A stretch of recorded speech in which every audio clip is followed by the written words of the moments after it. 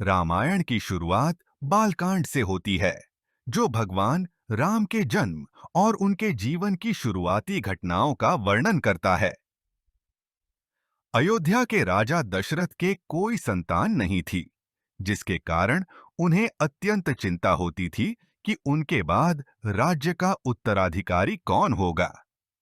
इस समस्या के समाधान के लिए उन्होंने महर्षि वशिष्ठ की सलाह पर पुत्रेष्टि यज्ञ करवाने का निर्णय लिया। राजा दशरथ ने यज्ञ के लिए ऋषि श्रृंगी को आमंत्रित किया, जो यज्ञ की अध्यक्षता करेंगे। राजा दशरथ ने अपने राज्य के सभी प्रमुख लोगों और राजाओं को इस महायज्ञ में आमंत्रित किया, जिसमें सभी देवताओं का आह्वान किया गया और पवित्र मंत्रों के उच्चारण के साथ यज्ञ शुरू हुआ। यज्ञ के फलस्वरूप अग्निदेव प्रकट हुए और उन्होंने राजा दशरथ को एक स्वर्ण पात्र दिया, जिसमें दिव्य खीर थी।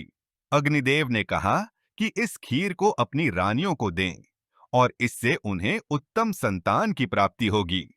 राजा दशरथ ने खीर को अपनी तीनों रानियों कौशल्या, कैकेयी और सुमित्रा में वितरित कर दिया।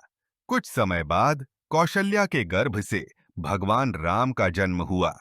कैकेयी के गर्भ से भरत और सुमित्रा के गर्भ से लक्ष्मण और शत्रुघ्न का जन्म हुआ।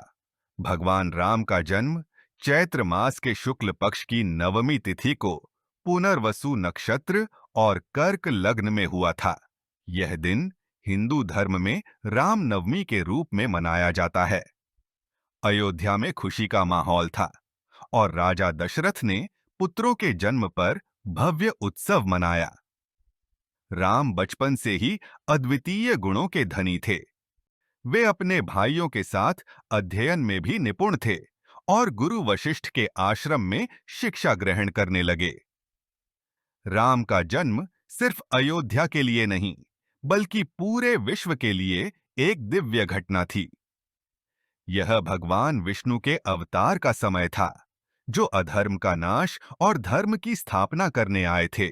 इस प्रकार बालकांड के इस हिस्से में भगवान राम के जन्म की कहानी को समझाया गया है, जिससे हम उनके अवतार के महत्व को समझ सकते हैं।